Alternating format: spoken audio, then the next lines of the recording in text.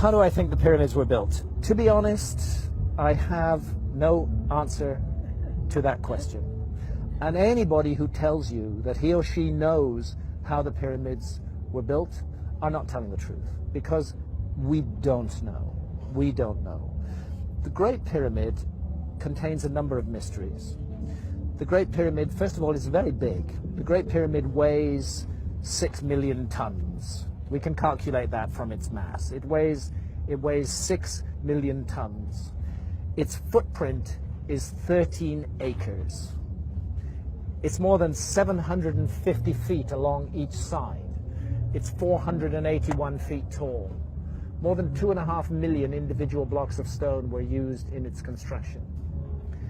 But it's not just big, it's really, really precise.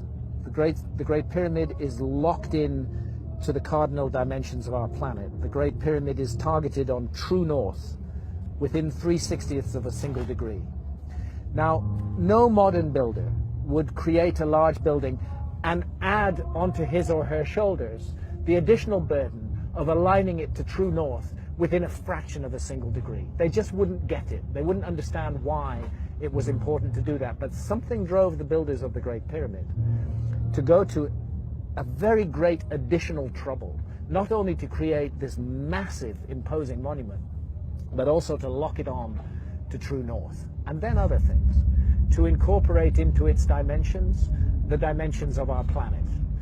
I don't want to get too numerical or possibly even boring here, but if you take the height of the Great Pyramid and multiply it by 43,200, you get the polar radius of the Earth. And if you measure the base perimeter of the Great Pyramid accurately and multiply that measurement by 43,200, you get the equatorial circumference of the Earth.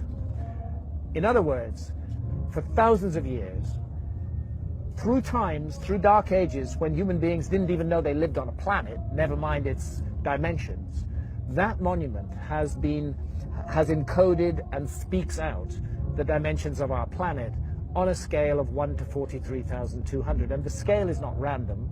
The number 43,200 is derived from a key motion of the Earth, which is called the precession of the Earth's axis. The Earth wobbles on its axis very slowly at the rate of 1 degree every 72 years. And 43,200 is a multiple of 72. In fact, I think it's 600 times 72, but I need to double check that. But it's a multiple of 72. Check it out. So they've given us the dimensions of our planet on a scale defined by the planet itself. And that's an incredibly clever thing to do. How on earth did they do it? Where did that knowledge come from? This is why I'm forced to consider the possibility of a lost civilization in the human story. This is a work of almost, but not quite, space-age precision. It contains errors, but they are human errors for sure, but they're very tiny. The great precision, great skill, great craft. Some people will say to you, oh, the Great Pyramid was built by slaves. That is utter bullshit. No slaves were ever involved in the construction of the Great Pyramid. As far as I know, there were no slaves in Old Kingdom Egypt whatsoever. The Great Pyramid, I've climbed it 5 times. I've been in every known chamber in the Great Pyramid. It is a work of stunning artistic achievement. You're looking at the work of masters of architecture at the peak of their skill. Not an unwilling labor force, but people who gave their labor to that work with love and with care and with attention. There are blocks of stone weighing 70 tons that have been raised more than 300 feet above the ground. And we're not talking a couple of blocks, we're talking dozens of blocks of that weight. The average block weighs about 2.5 tons.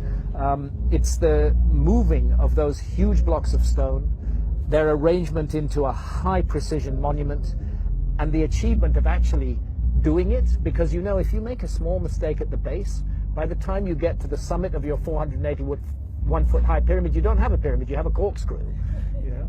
They got it all right, and nobody today can explain how they did it, with the knowledge that is supposed to have been available in ancient Egypt, in the Old Kingdom, and with the tools that are supposed to have been available. And that's why I can't help feeling that we are missing some chapter from the human story.